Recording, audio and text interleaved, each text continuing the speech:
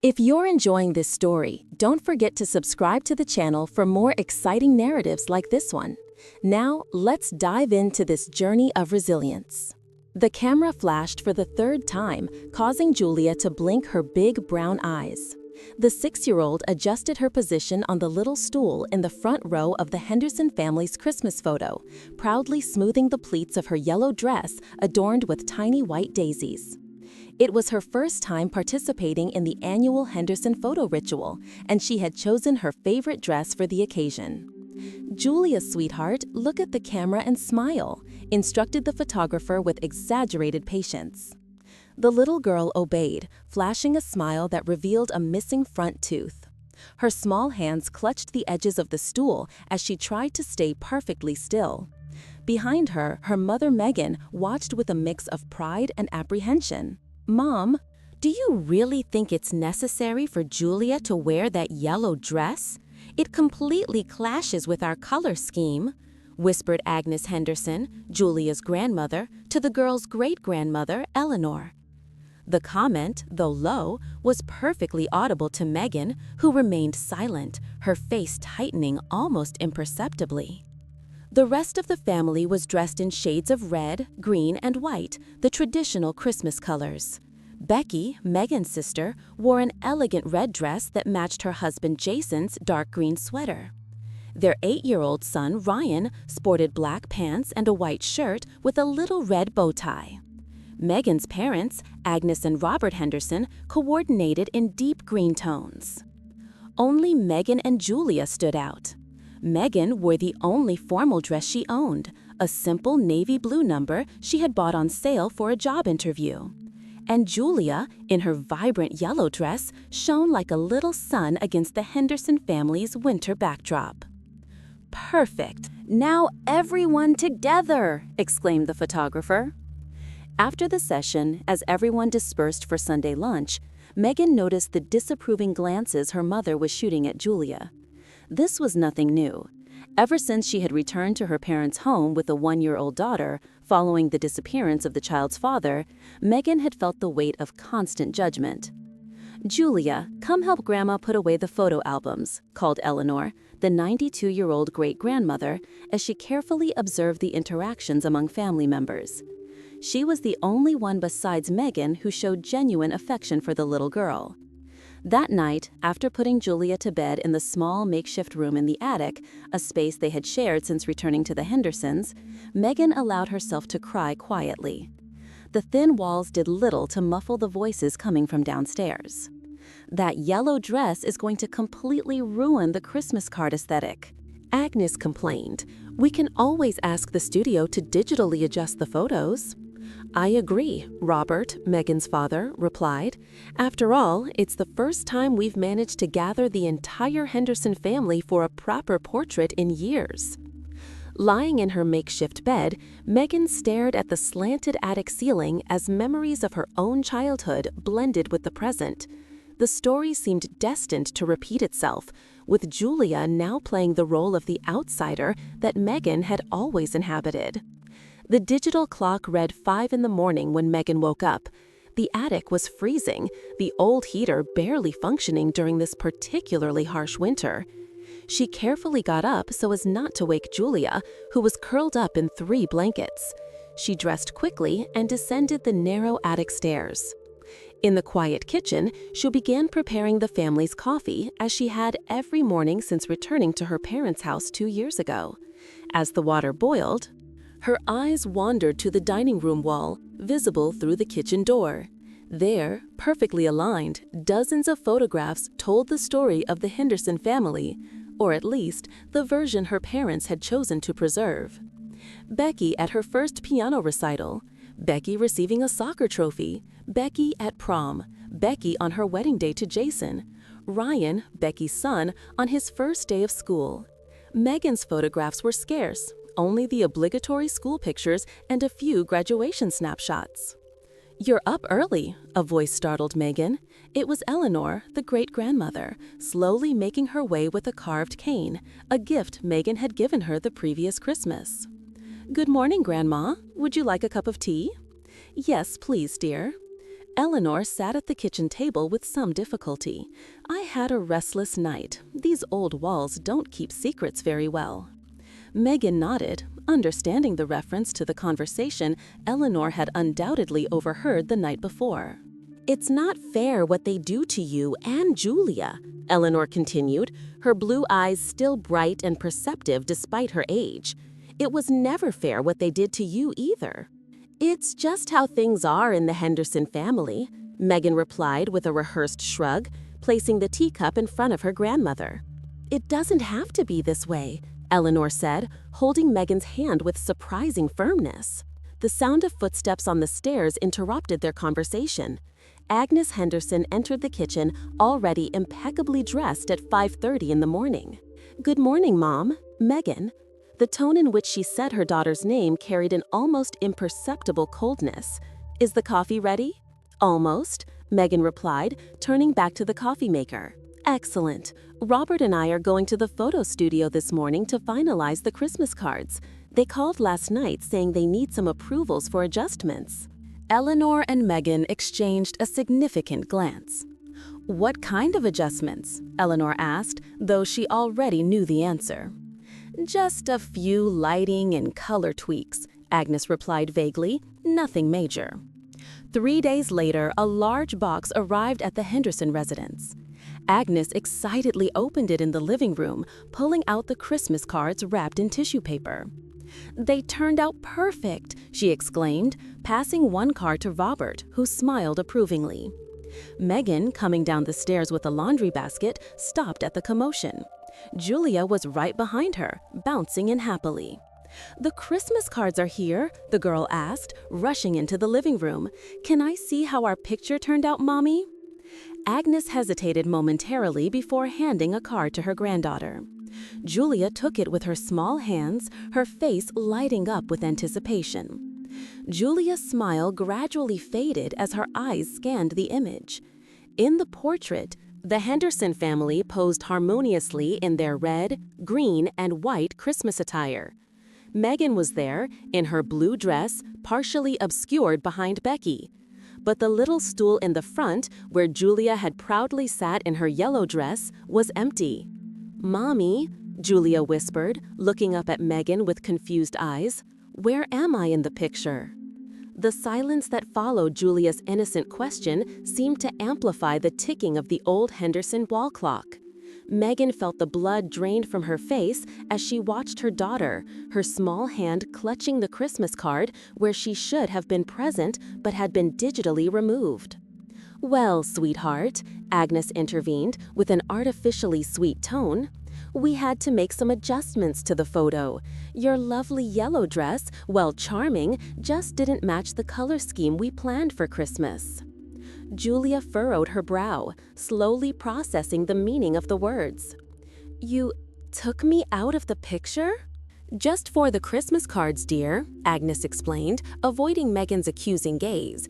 "We kept the original photos in the digital archive, of course." "But why?" Julia's voice trembled slightly. "Did I do something wrong?" "Of course not, sweetie," Robert, clearly uncomfortable, replied. "It's just a matter of aesthetics." "What's aesthetics?" Julia asked. "It means you were standing out too much and ruining the harmony of the photo," Agnes said, her patience clearly wearing thin. "The yellow dress just didn't work." The words hit Julia like a physical blow. Her lips trembled, and tears began to form in her eyes. "So I ruined the family photo?" Before Agnes could respond, Megan dropped the laundry basket and knelt beside her daughter, taking the card from her hands and placing it on the coffee table. "No, my love, you didn't ruin anything," Megan said firmly, looking directly into Julia's eyes. "Your yellow dress was the most beautiful in that room. You were perfect." "Megan, don't be dramatic," Agnes sighed. "We're just trying to maintain a standard of quality in our—" "No," Megan interrupted, her voice stronger than it had ever been in front of her parents. "I won't let you do this, not to her." Eleanor, who had been silently observing from the entrance of the living room, moved to join them. "Agnes," the matriarch said in a surprisingly strong voice, "what you did was cruel and unnecessary. Mom, please, Agnes replied, irritated. You don't understand modern photography or family marketing. Our Christmas cards are our personal brand among friends and colleagues. Family marketing? Megan repeated incredulously. She's your granddaughter, not an inconvenient accessory. Robert cleared his throat, clearly uncomfortable with the confrontation. Maybe we're all overreacting a bit. They're just Christmas cards. No, Dad, Megan replied, standing up and holding Julia's hand. They're not just cards. It's about the same standard you've always set. Becky has always been the investment, and I have always been the expense, the burden. And now you're doing the same to Julia. That night, after putting Julia to bed, the little girl had cried silently until she fell asleep. Megan sat on the edge of the small bed, stroking her daughter's hair. The attic felt even colder and more hostile. On the opposite wall, a small crack in the plaster had been covered with tape, a temporary fix that had become permanent, just like her situation in her parents' home. A soft knock on the door interrupted her thoughts. Eleanor entered slowly, carrying a cup of hot tea. "How is she?" the great-grandmother asked, handing the cup to Megan. "She fell asleep crying," Megan replied, her voice choked with emotion. "She asked if she could only wear red, green, and white from now on." Eleanor shook her head sadly, sitting with difficulty in a worn chair near the bed. "This can't go on, Megan. You know that, don't you?" Megan nodded, wiping away a stubborn tear. "I've started looking for another job, something that pays better than the convenience store, maybe a second job at night while Julia sleeps. But rents are so high, and with Julia's school expenses—" "No," Eleanor interrupted, her blue eyes shining with determination. "You're not the one who should be leaving." In the weeks following the Christmas card incident, a subtle shift occurred in the Henderson family dynamic. Megan, usually resigned and quiet, began to show small acts of defiance. She refused to prepare breakfast for everyone as she always had, leaving only the coffee pot ready. She stopped washing her parents' and sisters' clothes, taking care only of hers and Julia's. And, most significantly, she stopped apologizing for both of their existence in that house. Agnes and Robert noticed these changes with increasing irritation, but surprisingly, they did not confront their daughter directly.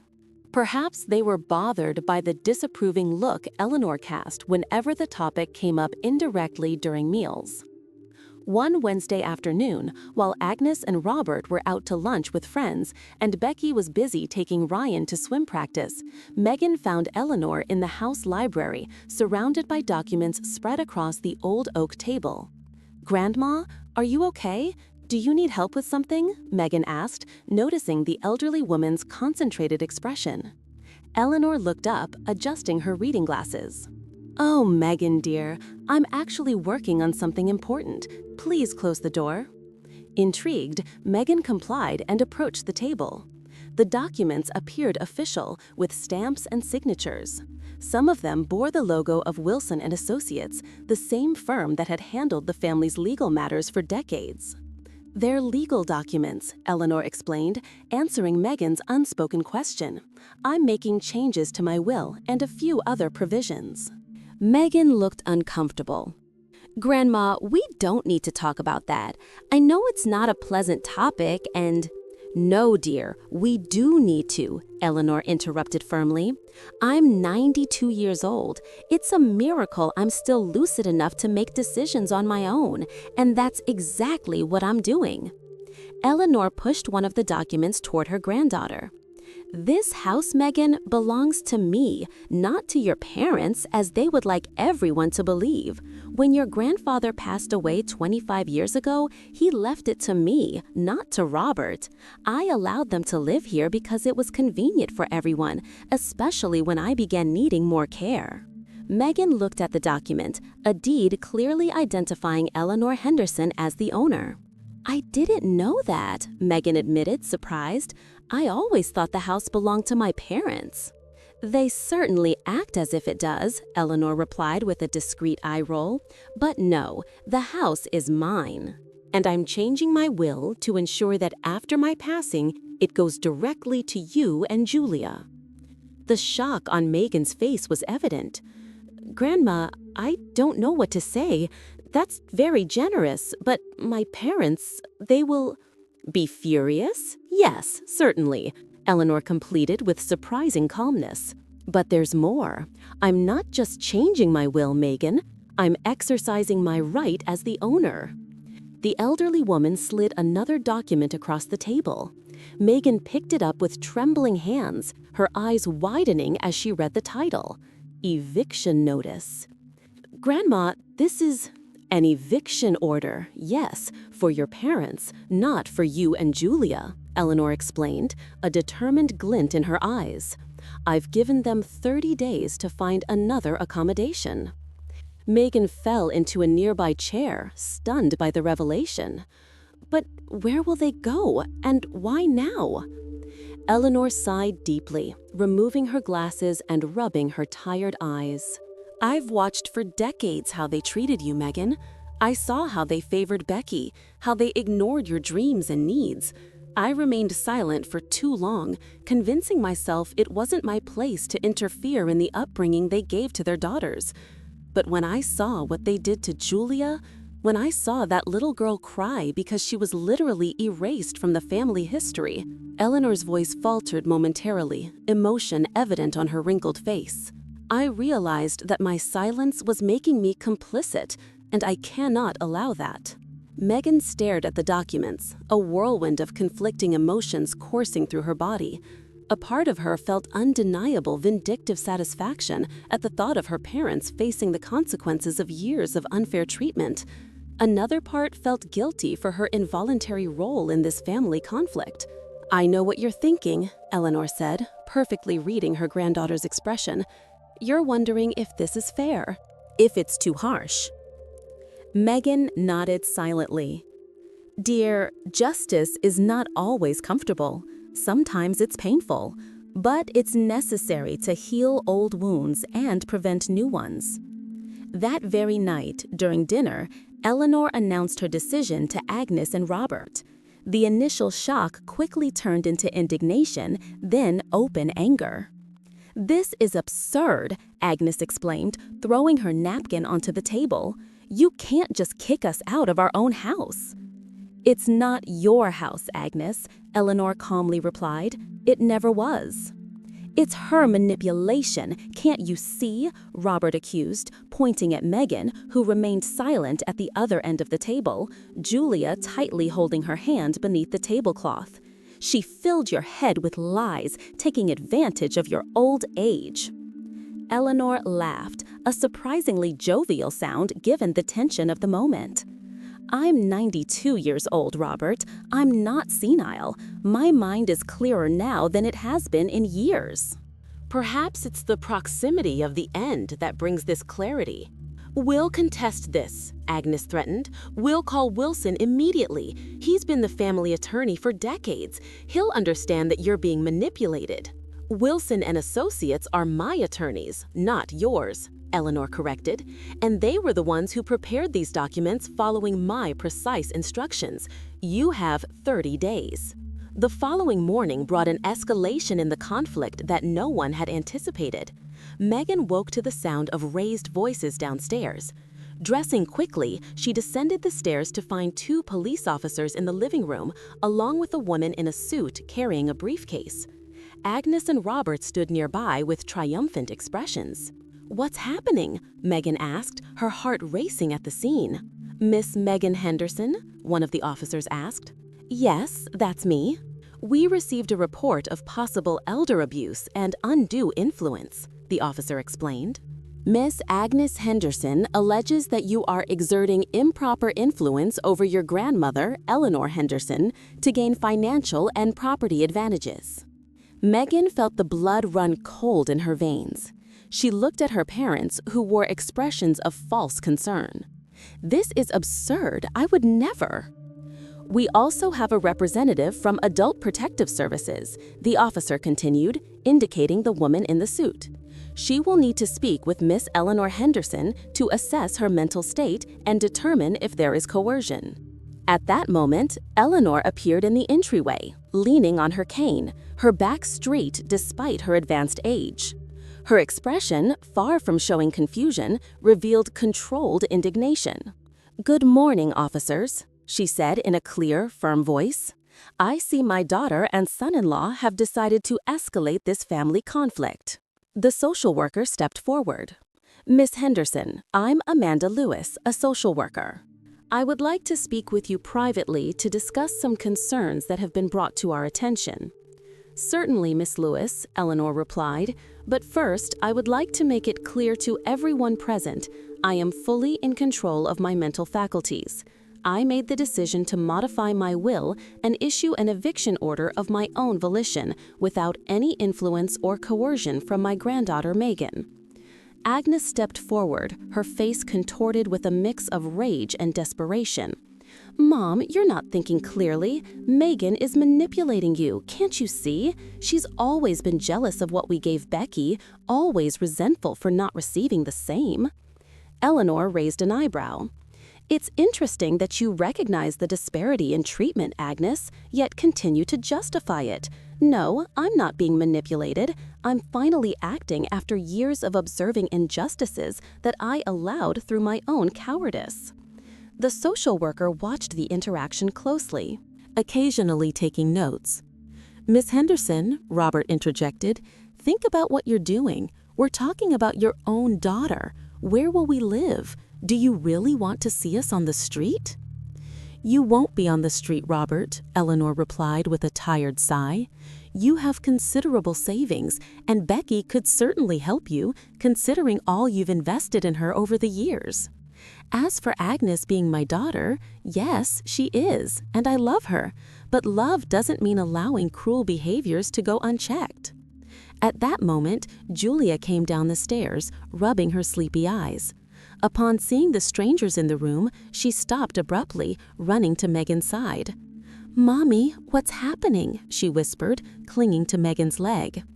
Amanda Lewis, the social worker, observed the interaction between mother and daughter with professional interest. "Is this your daughter?" she asked Megan. "Yes, this is Julia," Megan replied, wrapping a protective arm around the girl's shoulders. "Perhaps we can continue this conversation without the child present," Amanda suggested. "Officers, I believe we can proceed with a private interview with Miss Eleanor Henderson now." The next few days were a whirlwind of official visits, assessments, and escalating tension in the Henderson household.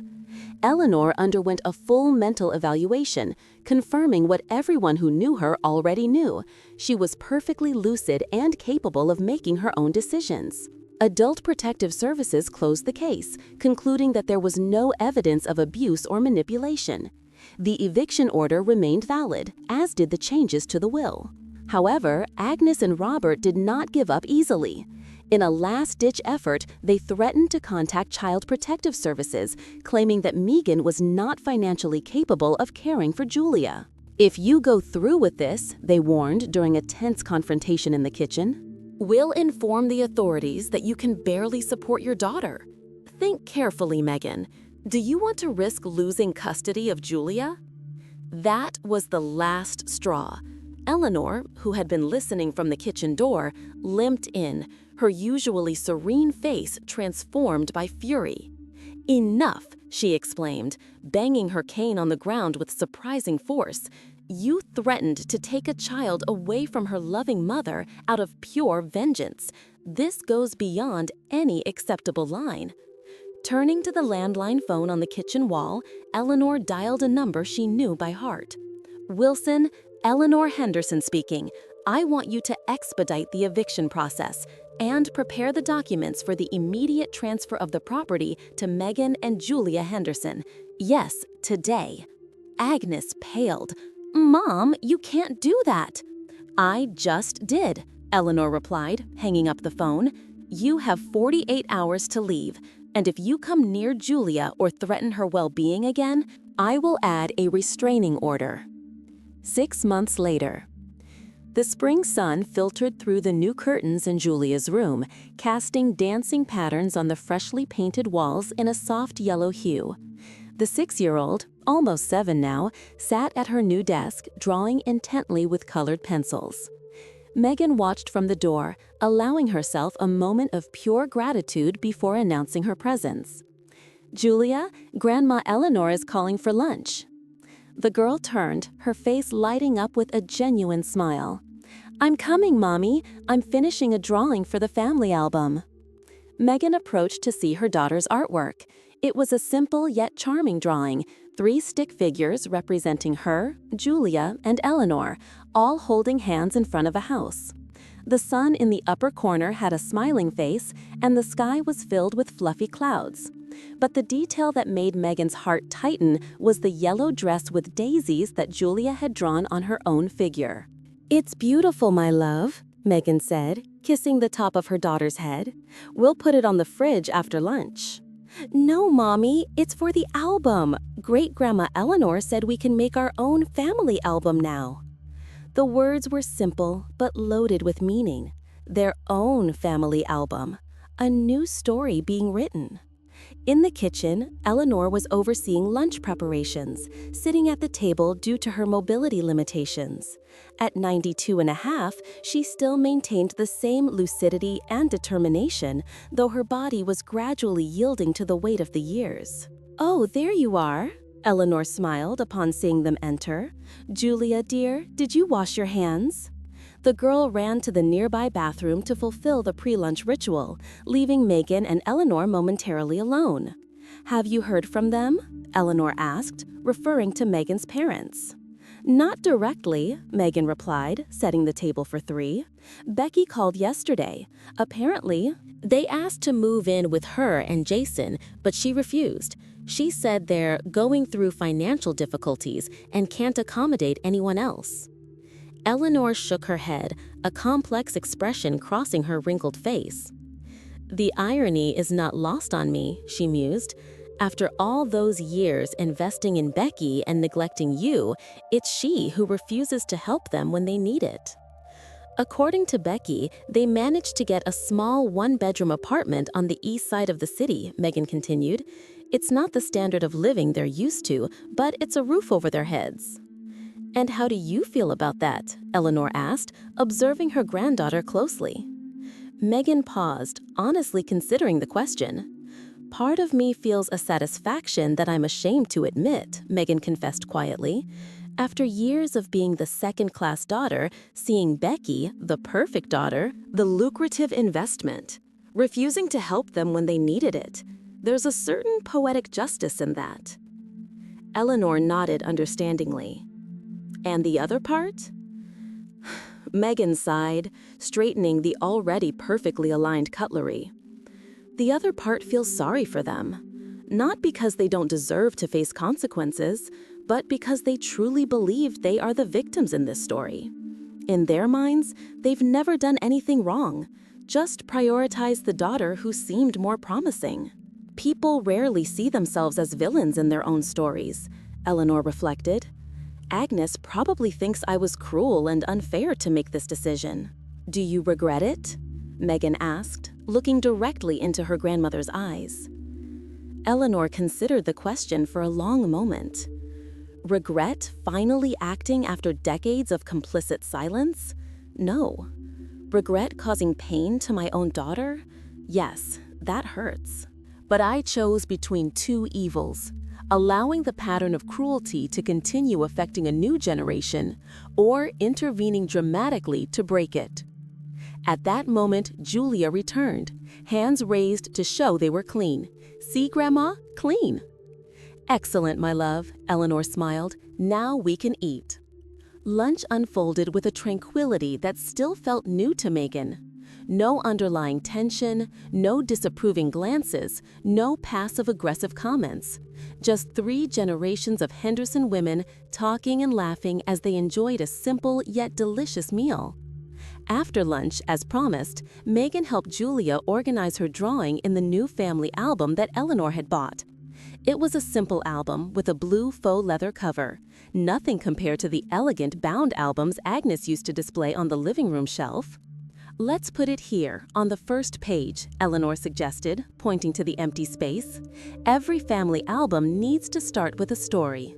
Julia carefully glued her drawing to the page, using the glue stick Megan had bought especially for the project. Next to it, on the same page, they placed a recent photograph of the three of them, taken by a helpful neighbor in the backyard, all smiling widely at the camera. Julia proudly wearing her yellow dress with daisies. As she watched her daughter decorate the edges of the page with hand-drawn yellow daisies, Megan felt a wave of emotion wash over her. They weren't rich or glamorous. The house, while spacious, needed repairs in several places. Megan's job at the local bar, which complemented her daytime work at the convenience store, barely covered the basic expenses and savings for Julia's future education. But for the first time in her life, Megan felt she had a real family, a family where she and her daughter were not tolerated inconveniences, but fully valued and loved members. That night, after putting Julia to bed in her own room, not just a makeshift space in a cold attic, Megan found Eleanor in the living room, calmly flipping through an old photo album. "May I join you?" Megan asked. "Always, dear," Eleanor replied, patting the space beside her on the couch. Megan sat down, watching the photographs her grandmother was examining. They were images from decades ago. Eleanor young, holding baby Agnes, Megan's late grandfather beside them. "You know," Eleanor began, her voice soft with reminiscence, "when Agnes was little, I swore I would be different from my own mother, that I would never make my daughter feel less loved or valued than she deserved." She turned the page, revealing more photographs of Agnes growing up. "And I believe I was. Agnes was a deeply loved child, perhaps loved too much in a way. I never imposed limits on her, never made her face consequences. I thought that was love." Megan remained silent, allowing her grandmother to continue her reflection. "When I saw the same pattern repeating, Agnes favoring Becky so obviously, I realized I had failed as a mother in another way. I didn't teach my daughter empathy, nor responsibility for her own actions." Eleanor gently closed the album, placing it on the coffee table.